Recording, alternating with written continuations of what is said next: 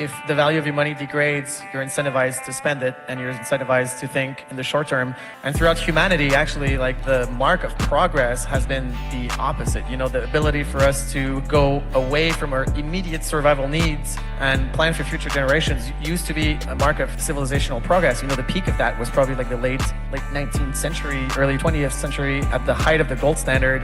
You see photos of like Chicago, you know, at the World Fair, and you're like, this cannot be real. This is what they took away from us. And you look at Montreal, for example, a city which was built during this era of free trade and commerce throughout North America.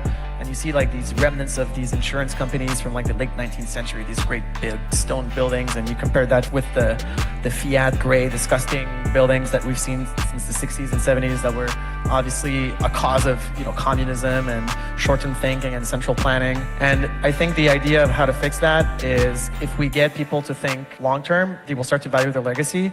And I've seen that as a transformational thing in individuals and in people around me. So I think collectively that individual transformation that we've seen and experienced ourselves is going to start to become more of a collective thing. When you have Bitcoin, you understand that the value of the Bitcoin that you're holding today are going to be worth immeasurably more for your descendants. And when, for example, you're thinking, or if you don't think like this, you should think like this: should I buy this car or should my granddaughter be able to buy an island?